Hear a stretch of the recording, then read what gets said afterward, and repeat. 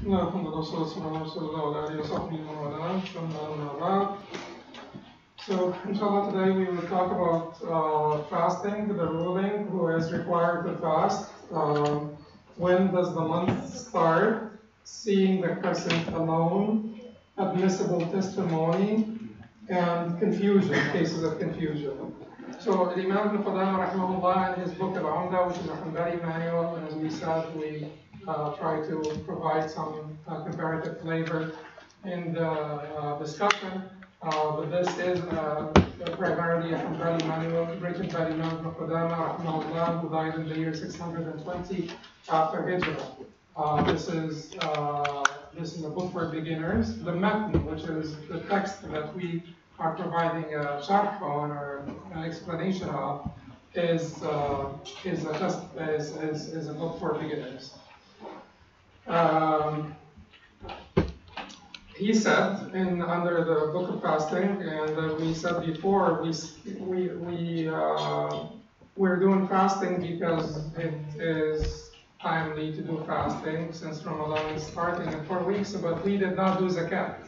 We will go back to zakat after we finish Hajj. We will have to defer zakat because after Ramadan ends, then we will need to go over Hajj because there will be 2 months until the time of Hajj, and those 2 months, 8 weeks, 8 Saturdays, inshallah, will be just enough for us to finish the Fiqh of Hajj.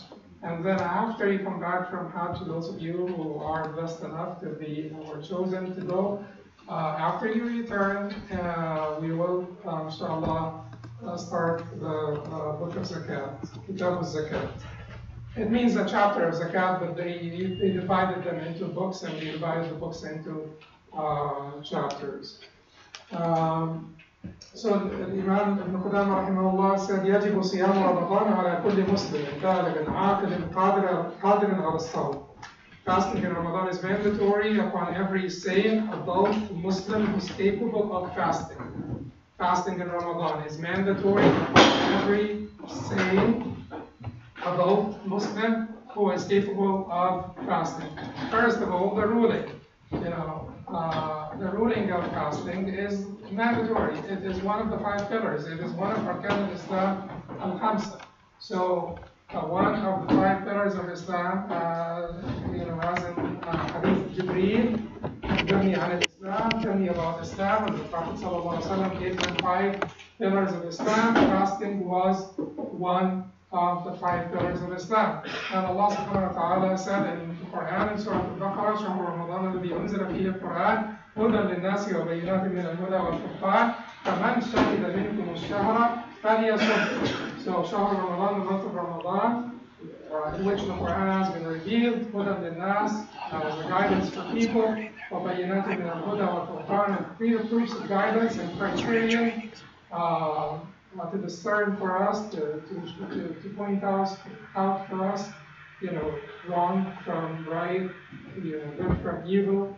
فَمَنْ شَهِدَ مِنْكُمُ الشَّهْرَ فَلْيَصُمْهُ. Whoever witnessed the month, meaning the crescent, the beginning of the month, which is the new moon of the month, or the new crescent of the month, فَلْيَصُمْهُ. Let him fast it. He must fast it.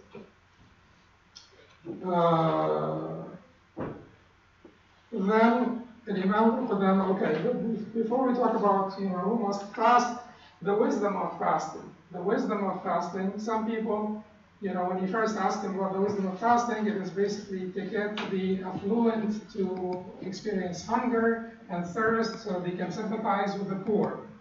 That is extremely important. It is one of the wisdoms of fasting, but it is not the primary wisdom of fasting. Fasting is training of taqwa. It is training in taqwa, or it is training in God consciousness, being conscious of God. لعلكم تتقون. كتب عليكم الصيام كما كتب على الذين من قبلكم لعلكم تتقون. Fasting was prescribed for you as it was prescribed for people before you, that you may have taqwa. And taqwa is to be conscious of God. Taqwa could mean fear, could mean this or that, but let's say that taqwa means to be God conscious. The centrality of the divine in our universe, the centrality of the maker of this universe, not the human. perspective, not the human, desire, but, the divine, the maker of this universe. That is what has to be, in the center of our thought all the time. Our maker, we came here, someone brought us here. God, who created us and brought us here, deserves to be in the center. And, and the human should always conform to the divine. And the human should always obey the divine. And your perspective should be removed from the center because, as I said, your perspective is usually just your biases and the social constructs that were inculcated in you. Some of them may be completely corrupt. So the centrality, the primacy of the place of the divine in our hearts, that is an exercise of taqwa, to be conscious of God. You ask yourself all the time when you're fasting, why am I doing this? Because Allah wanted me to do so.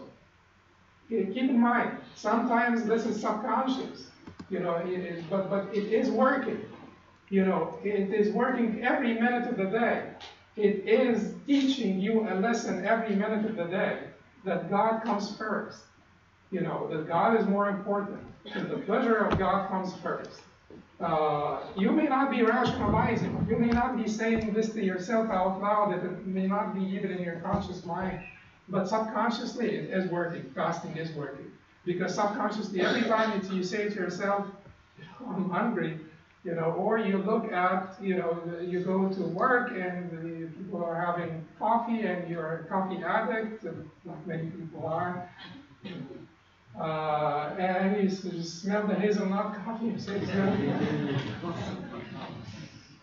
you guys like hazelnut too, right? Okay. So, and then you say, well, I'm fasting, it's Ramadan. And it will be working. And it is teaching you that you should be observant of His pleasure before yours. Anyway, so this is one thing. The other thing is the balance that this fasting brings to our lives. Because yes, we are of dual nature. Allah subhanahu wa ta'ala says in the Quran, in Surah Sad, Allah says to al-Malaika, إِنِّي خَالِقٌ بَشَرًا مِنْ طِينٍ فَإِذَا سَوَّيْتُهُ وَنَفَخْتُ فِيهِ مِنْ رُوحِي فَقَعُوا لَهُ سَاجِدِينَ. I will create man from clay. Once I have fashioned him, proportioned him, and breathed into him from my soul, then fall prostrate before him. So that's the dual nature, clay and my soul. And the human being, the glory of the human being is that, even though it is not, my soul is not, the divine soul, and you are not part of the divine, but it is still very interesting that Allah said, my soul. And it is still very interesting that despite the fact that, when you look at the dilemma of determinism, the dilemma of free will, determinism, how could we be completely controlled and be liable? The secret may not be completely, basically unlocked. It will not be unlocked until the day of judgment. And then we will figure out the secret of this. How is this related to I breathed into him from my soul? Because if we are completely,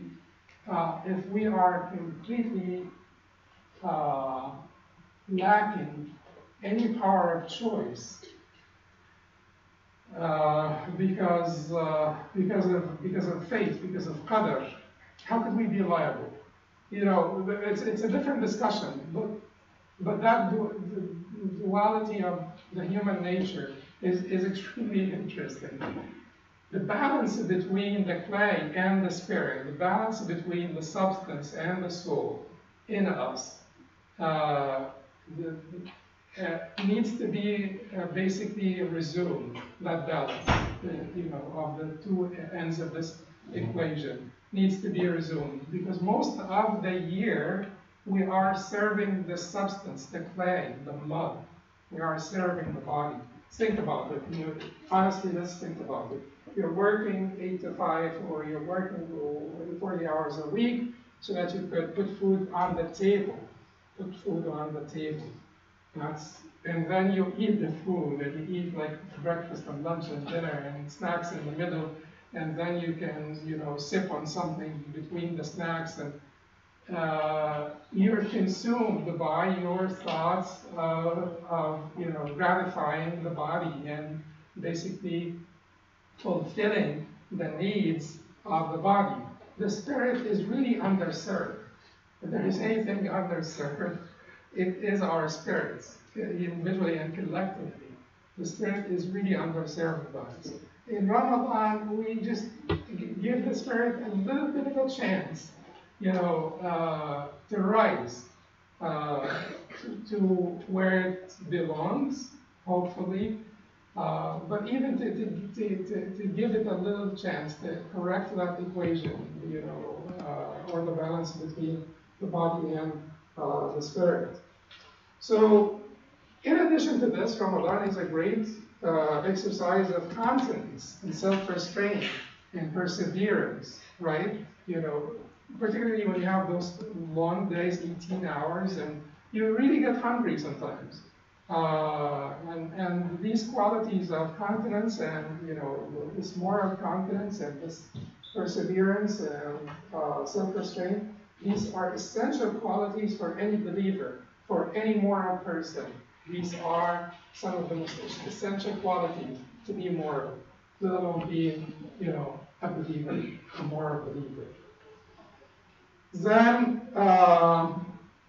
Then certainly we cannot ignore experiencing hunger, the affluent, the people who are, you know, and this is real, and this is really like an important wisdom, because the affluent may be completely detached from the experience of the poor, and, you know, the needy people completely detached. That they cannot really relate to their experience whatsoever. They cannot really sympathize with something that you're completely unaware of. So our contracted awareness, you grew up in, you know, here in Edison or wherever you grew up, you never really thought about, you know, shortage of food. You know, most of you did not ever think about shortage of food. You know, your aspirations were completely different. Your thoughts were about, you know, career, advancement of career, and having more. You know, and likely it was never about food, because it was about having like a better car or a better house or this or that. But Ramadan makes us experience the hunger and thirst and the need that those people feel every day of the year, so that we could relate and so that we could sympathize. And finally, Ramadan is good for our health. Ramadan is good for our health. You know, many of the old cells need to be basically purged out and renewed with new cells. And the benefits of fasting, you know, the health benefits of fasting. They're doing intermittent fasting nowadays, and it's a fad, and it's amazing how similar it is to Ramadan, because it's 16 hours every day. Intermittent fasting is actually 16 hours every day. And the funny thing is that most of the authorities advise intermittent fasting 2 to 3 days a week. So 2 days a week, that's Monday and Thursday. 3 days a week, that is the fasting of Dawood. He used to fast every other day. So, and it is 16 hours a day, so it can't be any closer to the sunnah than this. They drink water though. So, and we work better if they drink water. So that is, you know, the wisdom of Ramadan. So Ramadan is mandatory upon every sane adult Muslim who is capable of fasting. Is it mandatory upon the children as well? Yes and no. It is mandatory upon you, not them. They're not liable. Children are not liable. They will never be liable. Even praying at age 7 or 10, they are not liable. They would not be held responsible for delinquents in front of Allah subhanahu wa ta'ala. But you're liable in front of Allah to instruct them in fasting and in praying early on, so that when the time comes, when they reach puberty, you know, Hadith Ali radiallahu anhu, Abu Dawood reported from Ali radiallahu anhu that the Prophet sallallahu alaihi wasallam said, "Rufi'a al-qalamu an thalath," which means 3 will not be held liable or accountable. 10 has been lifted off their scriptures. The pen is not writing for them, even though it is writing good deeds for them. But the pen is lifted off of the scriptures of evil deeds. رفع القلم عن 3 عن الصبي يعني المجنون المغلوب على العقل حتى يفيق. So the three that will not be held accountable: the majnoon, the insane who lost his mind until he basically recovers from his insanity. And then the other one عن النائم حتى يستيقظ, and the asleep until they wake up, وعن الصبي حتى يحتلم, and the child until they reach puberty. So the pen is not writing anything for them except good things for the child until they reach puberty. Once they become mumayyiz, discerning, and they do good deeds, inshallah, they will count for them. Even if they are not discerning, certain deeds like Hajj will still count for them according to the stronger position. So the issue here is that they're not liable. You're liable to instruct them. You're liable to train them. It's a matter of adab and training. So Imam Qudamah said here, وَيُؤْمَرْ بِهِ الصَّبِيُّ إِذَا أَطَاقَهُ. A child should be ordered to fast when he can tolerate it. When he can tolerate it. Rubayya bint Mu'awwidh radiallahu anha, but you have to be gentle and you have to be reasonable. You have to be understanding also. Bukhari reports from Rubayya bint Mu'awwidh radiallahu anha. She said, فكنا نصومه بعد ونصوم صبياننا فإذا بكى أحدهم أعطيناه ونجعل لهم لعبة من العلم فإذا بكى أحدهم أعطيناه ذلك حتى يكون عند الإفطار. So Rubayya said that we used to fast afterwards. That's the day of Ashura. It was mandatory before Ramadan became mandatory. Fasting on Ashura was mandatory.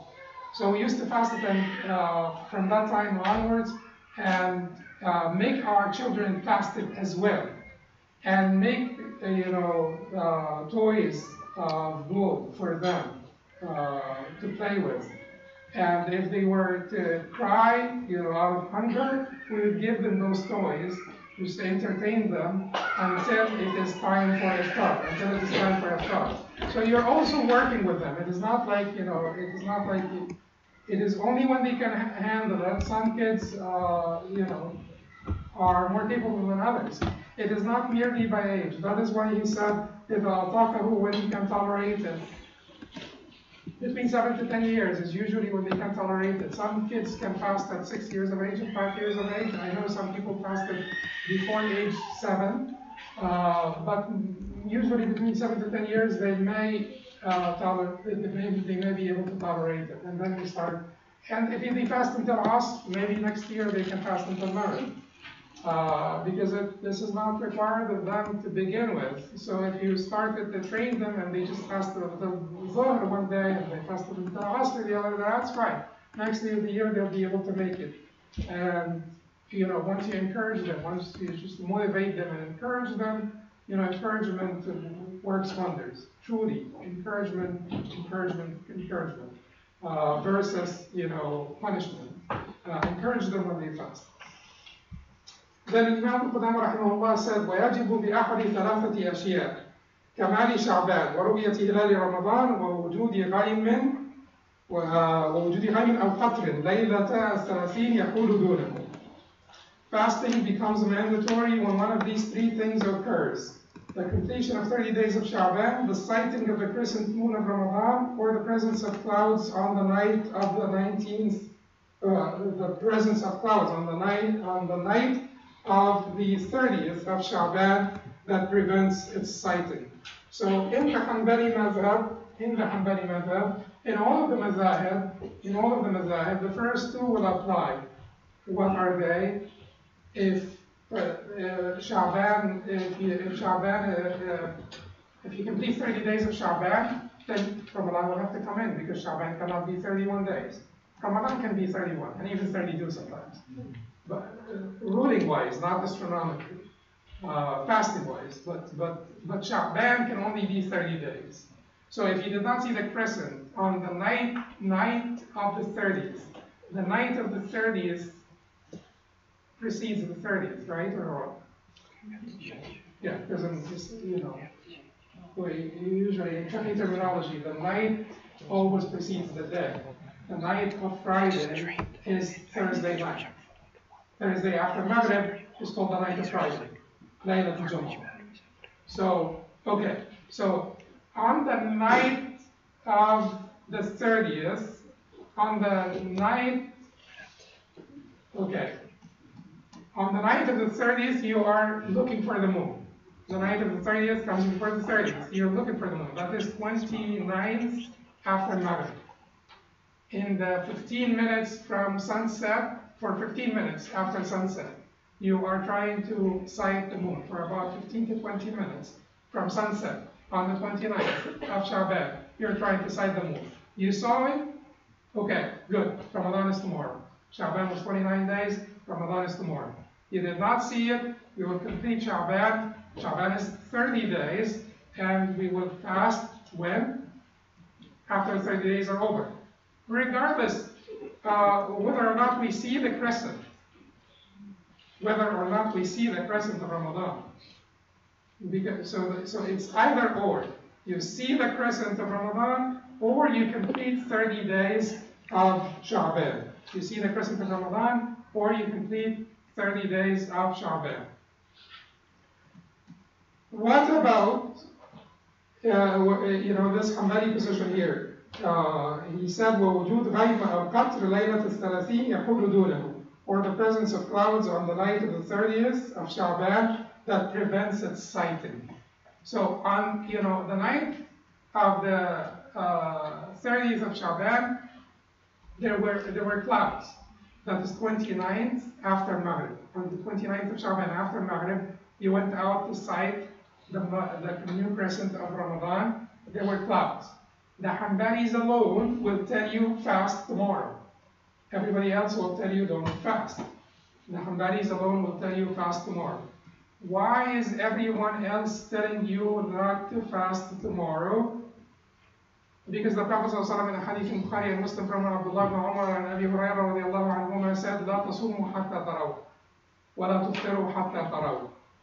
صوموا رؤيتي وافطروا رؤيتي. In some other narrations, لا تصوموا حتى تروا. Don't fast until you sight it, and don't break your fast until you sight it. Because Ammar ibn Yasir in a report, in a hadith, or an author from Ammar ibn Yasir, he said, من صام اليوم الذي شك فيه or يشك فيه فقد عصى أبا القاسم. Whoever fasts the day of doubt had disobeyed Abu Qasim, the father of the Qasim, the kunya of the Prophet sallallahu alaihi wasallam. Okay, so how could the Hanbalis miss that? Imam Ahmad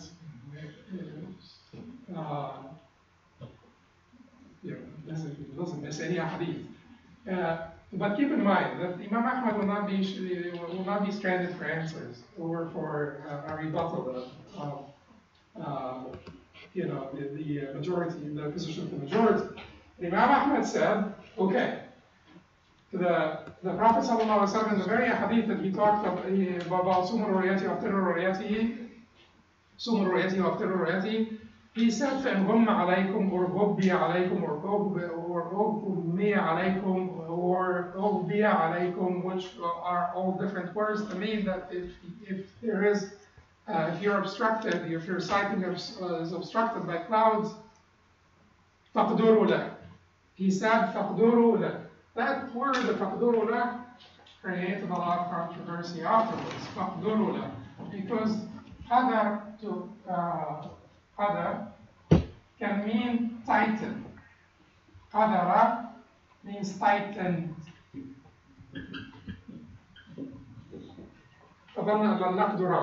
So he thought that we would not cause hardship, tighten things for him, cause him any form of hardship.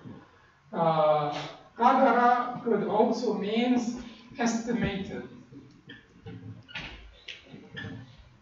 which could mean calculated, which could imply calculated. So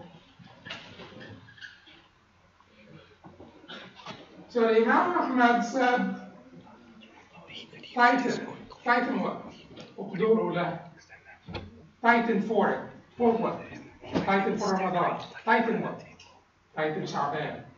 Meaning, consider Sha'ban to be 29, not 30. Make Sha'ban tighter, so that you do not favor Sha'ban over Ramadan, so that if you will have to be wrong, it's better, Imam Ahmad said, to fast one day of Sha'ban than to not fast one day of Ramadan. That's the basis of Imam Ahmad's argument. Imam Ahmad will then come to say, Keep in mind, this hadith that you guys are talking about, that you are citing here, in which the Prophet ﷺ said, فَقْدُرُوا لَهُ, the narrator of this hadith is Abdullah ibn Umar. And Nafi' said that Abdullah ibn Umar used to look for the crescent on the night of the 30th, and if he did not see it, he would fast. So he said the narrator would be the best position to know the meaning of what he narrated. You know, Abdullah ibn Umar, who narrated this hadith to you from the Prophet ﷺ, his interpretation, his rendition of this hadith would be most accurate because he's the narrator. And then Imam Ahmad said that there are also other Sahaba beside Abdullah ibn Umar who used to fast. And it is controversial. Among the Sahaba, there are some Sahaba who used to fast the day of Daud, and there are some Sahaba who dislike fasting the day of Daud. The most strongest statement came from Ammar radiallahu anhu.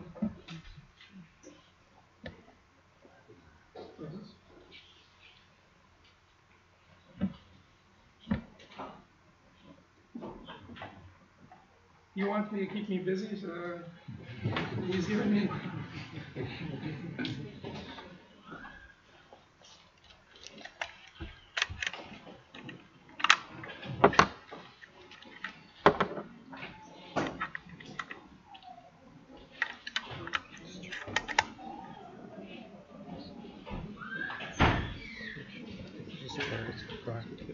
I'm done, great.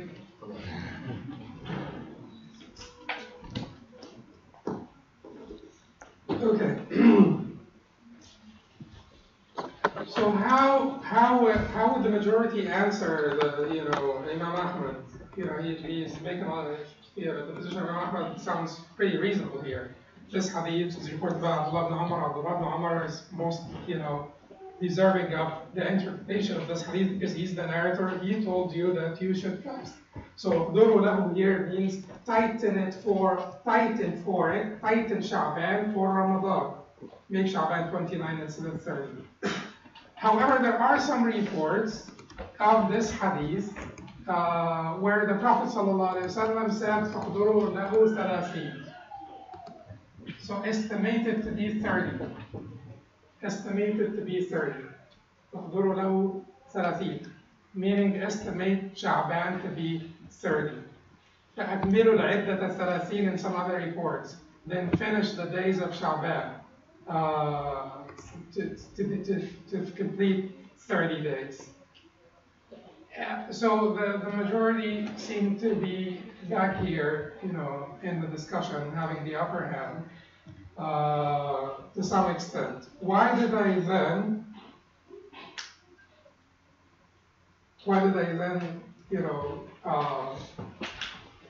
make you feel at one point that Imam Ahmad has the upper hand in this argument? Because it is, once it is not certain, don't seek certainty when certainty is unwarranted. Because Imam Ahmad can come back and say, فَقْدُرُوا لَهُ ثَلَاثِينَ, then estimate for it to be 30, and can find you some interpretation also to say that most of the reports did not have this addition. 30 فَقْدُرُوا لَهُ 30, most of the reports did not have this addition. He can tell you فَقْدُرُوا لَهُ 30 could be about Ramadan, not Sha'ban, or is some other argument that Imam Ahmad would come up with. So the problem is unwarranted certainty is an intellectual disability. Unwarranted certainty is an intellectual disability, and people who cannot sort out certain, definitive from speculative, they are at a great disadvantage. They'll suffer a lot in their lives. They'll suffer a lot in their relationships. They will suffer a lot in their understanding of things. Life will just be full of suffering. So certainty is when you are certain that Allah is one and Allah is great and Allah is the creator. He sent Muhammad ﷺ to be his final messenger. He gave him the Quran. The Quran is infallible. Zuhr is 4 rak'ahs, Khamr is haram, fasting is from dawn to sunset. That's certainty. Beyond this, this caliber of convictions and ahkam and so on, it's all speculative. So anyway, it looks like the position of the majority may be a little bit stronger. That is why many contemporary Hanbalis have actually adopted the position of the majority, and they do not fast the day of doubt. If they do not sight the moon on the night of the 30th of Sha'ban, they will not fast the next day. They will complete the iddah of Sha'ban, or the number of days of Sha'ban, to 30 and start afterwards. Okay. Then Imam Qudamah said, is this clear, or sisters, do you have questions about this? So this part is clear. Hanbali versus the majority. There is a position in the Hanbali, and that's the beauty of the Hanbali madhab, by the way. There's always a bad position somewhere, that is in agreement with the majority, or in agreement with this madhab or that madhab. In the Hanbali madhab, there is also a position that you do not fast the day of doubt. But the authorized view in the Hanbali madhab is that you fast it. But there is like a weaker view in the madhab that you don't fast. Okay, so then we're done with that ruling. It's one of the 5 pillars. What is required, saying about Muslims. The children should be instructed by their parents.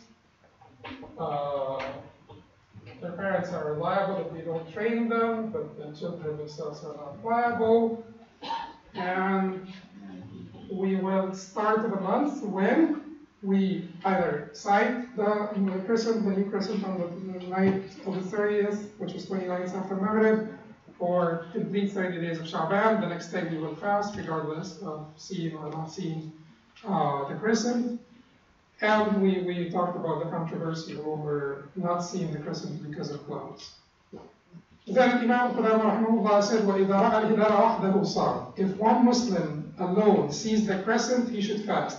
Meaning here that if he sees it alone and they don't accept his testimony, because if he sees it alone and they accept his testimony, he goes to court, the judge says, we will accept your testimony, Ramadan is tomorrow. That's it, everybody will fast. So there is no discussion here. But he's saying here, if one Muslim alone sees the crescent, he should fast. If I'm sure I saw the hilal, but I don't have that good of a record, and I go to the judge, and the judge does not, trust my citing because my record is not that clean. Then the judge rejects my citing, but I know that I saw it. What should I do? Okay, so Hanafis, Malikis, and Hanbalis said fast. But why did they put the Hanafis, Malikis, and Hanbalis alone and left the Shafi'is out? The Shafi'is will also say fast. But the Shafi'is will also come back and say to him at the end of Ramadan, if you see it alone, break your fast. The Hanbalis, Hanafis, and Malikis will not say that.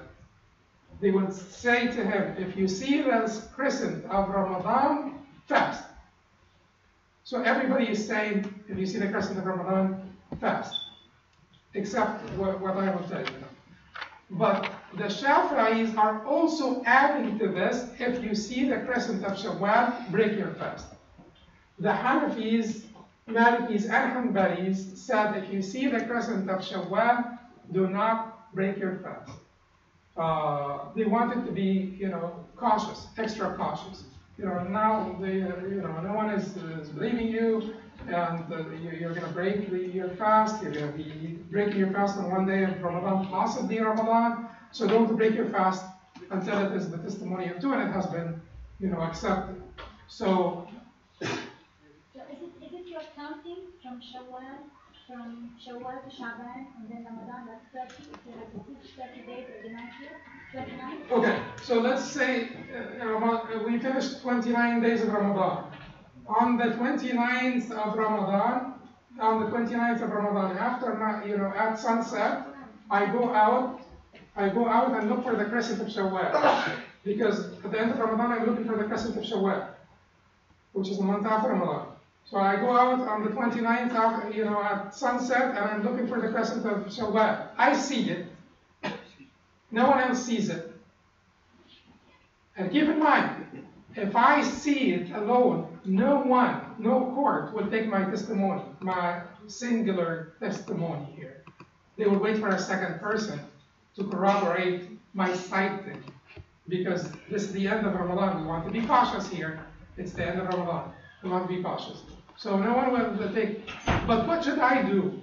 The Hanbalis, Hanafis, Malikis said, don't break your fast. Complete 30 days of Ramadan. The Shafi'is said, if you're really certain you saw the crescent of Shawwal, when there is a prohibition of fasting the day of Eid, then you break your fast. I beg you. You're not going to go out and break your fast, to avoid harm to yourself, for sure. But but you break your fast privately. That's what the Shafi'i said. Okay, the majority said. Let's remember what the majority said. If you see it in the beginning of Ramadan alone, fast.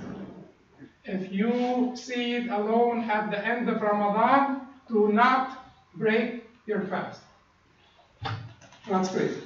Then Imam Qudamah said, فإن كان عدلا صام الناس بقوله ولا يفطر إلا بشهادة عدلين ولا يفطر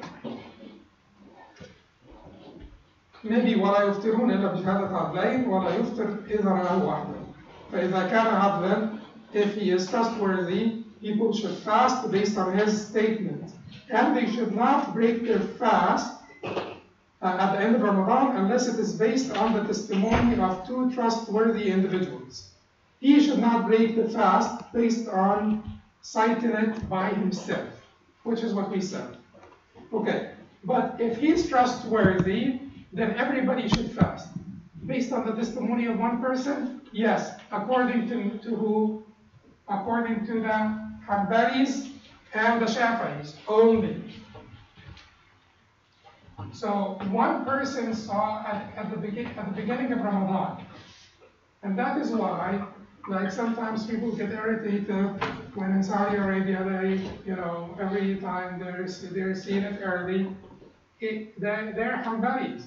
In their madhab, if someone trustworthy has not been, deemed criminal before, not been found to be unfit for testimony, came and said, I saw it, the judge will say, well, he saw it. Because in the Hanbali and the Shafi'i madhab, the citing by one person is sufficient for the beginning of Ramadan.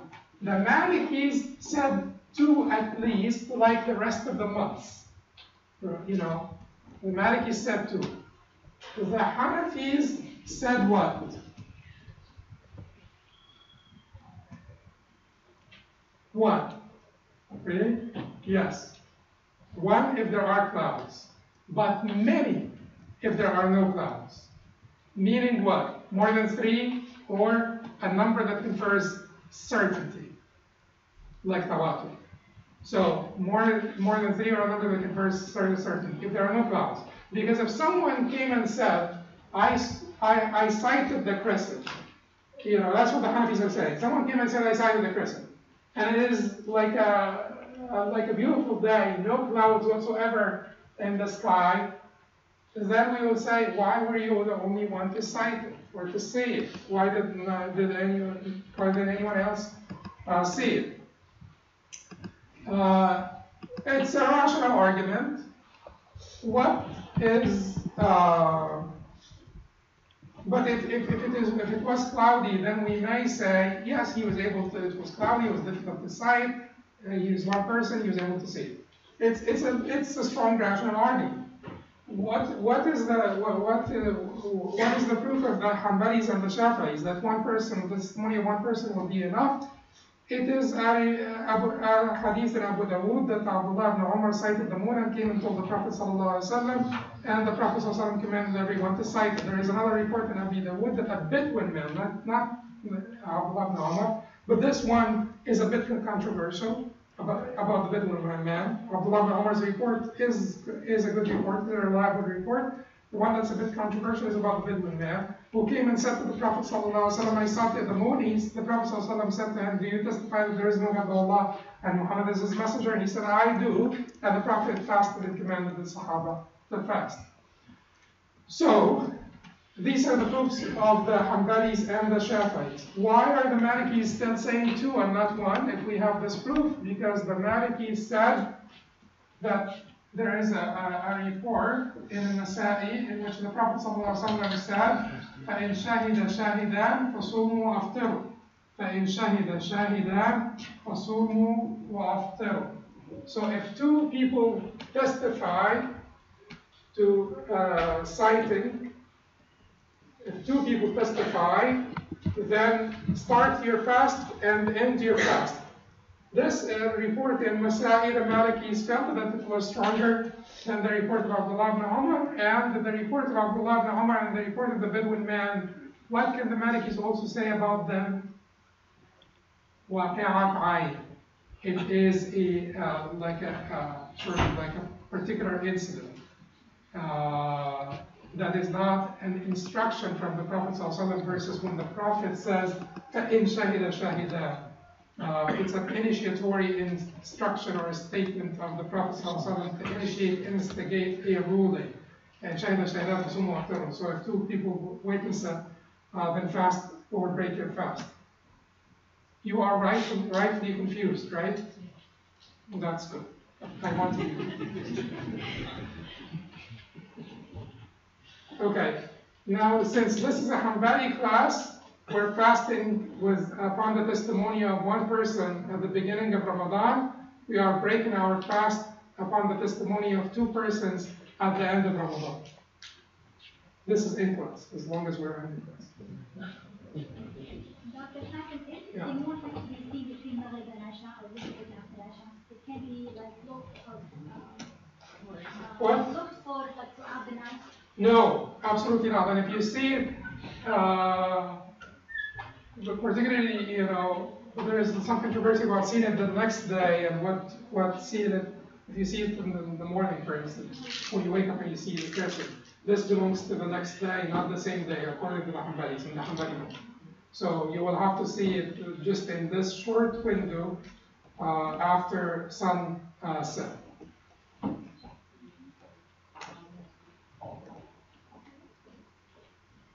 Okay. When he said, there's another point here that we wanted to say.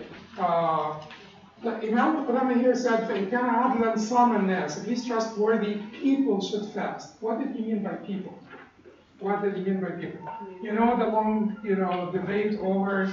We complicated this debate by now we're talking about calculations versus citing, but before the calculations bring to the debate, we have this basically sort of two-pronged debate between supporters of local citing and supporters of global citing. So the astronomical multiplicity of citing zones is not debatable. Right or wrong?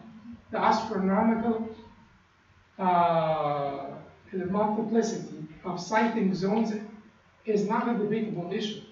Yes, the moon could be seen a day earlier in Morocco, than Bangladesh, for instance, because Morocco happened to be way west of Bangladesh. And why is it that the more western you are, the more likely to see the moon? Because the conjunction, which is al-Iqtaran, this is the sun, this is the earth, this is the moon.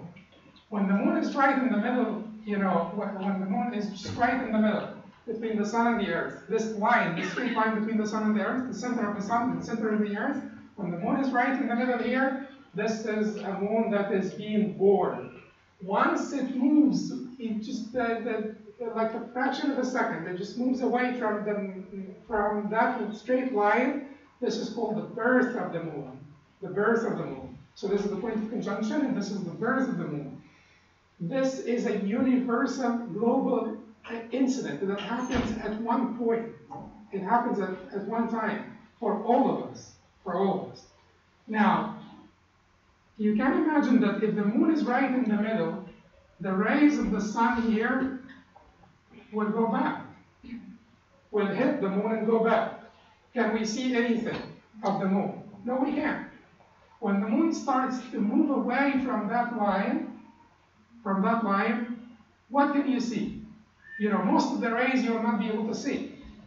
You know, if the moon is here, that is called what? But that is called full moon, because the rays of the sun are coming here, and all of the rays of the sun from the moon are reflecting back, and we are seeing them. Okay, but if the moon is here, the rays are coming. Some of them would reflect off the surface of the moon and be seen here, this area of the moon. But this area of the moon, they would go back.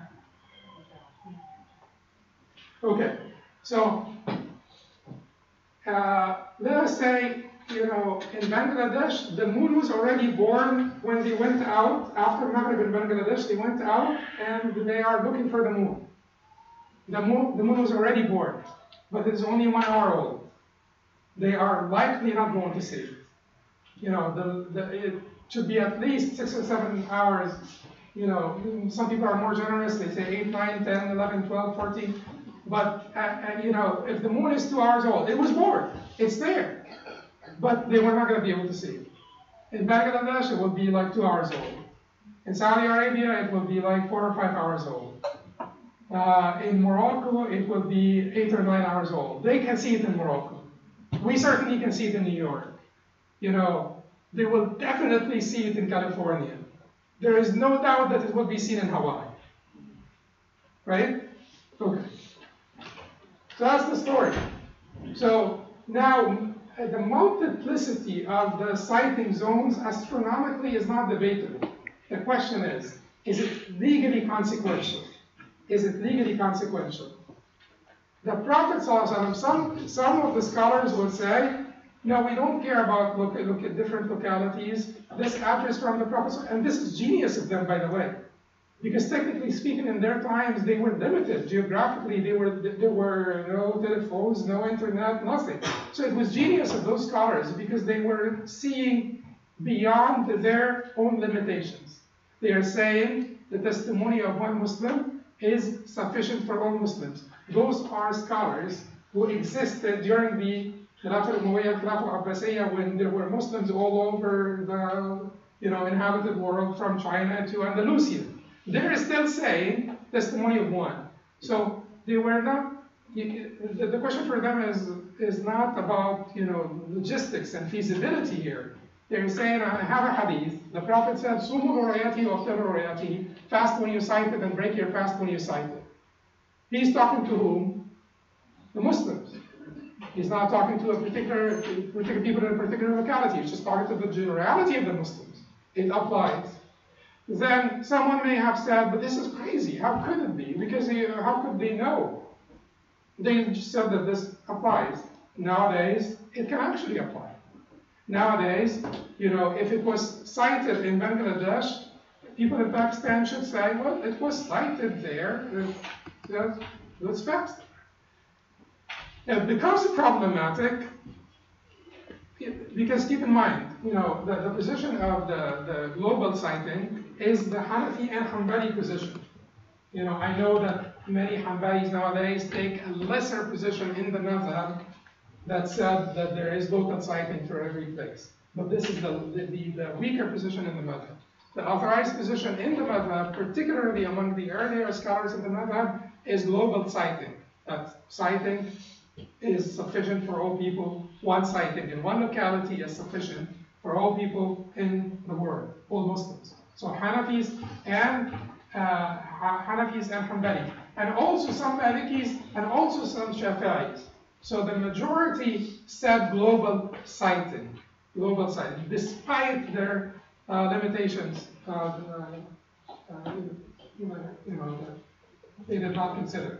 So who said otherwise? So there is a report,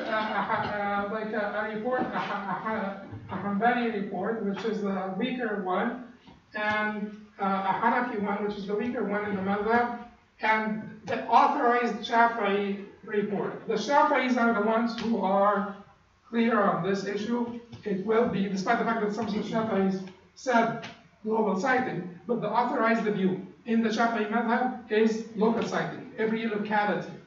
But every locality throws like a bigger sort of like a philosophical dilemma at us. So, do you mean the political borders? What do you mean by locality? What is every locality?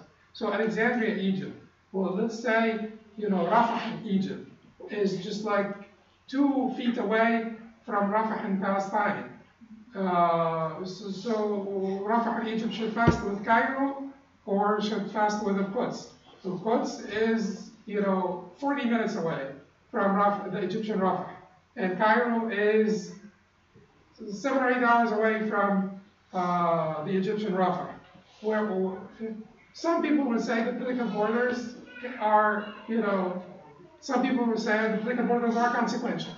Every locality means every state, because people within the same state, they need to fast together and break their fast together. There is a point in this, but it sprinkles the discussion. It makes it difficult, particularly with local citing. In the past, it was easier, because every group of villagers next to each other, they would cite in the moon together, and then they would go back to their masjid, Salat al-Isha, and they would tell the people, we saw it, that's it, done.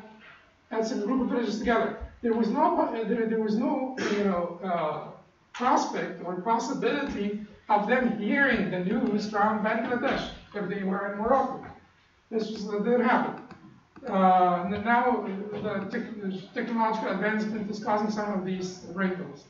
So the Prophet ﷺ said, "Sum ru'yati wa aftaru ru'yatihi." Fast when you cite, but break your fast when you cite. But what are the Shafi'is using to say every locality has their own citing? This is a report by Muslim from Quraib rahimahullah. He said that I was running some errands, or I was doing something for al-Fadl. And then I went to Sham for this, and I saw the crescent on the night of Friday in Sham, and I fasted, and I came back to Medina, and Abdullah ibn Abbas asked me about the crescent. He said, did you see it? I saw it. When did you see it? The night of Friday. But we saw it, Abdullah ibn Abbas said, on the night of Saturday. So we will continue to fast until, we cite the crescent of Shawwal, or finish 30 days of Ramadan.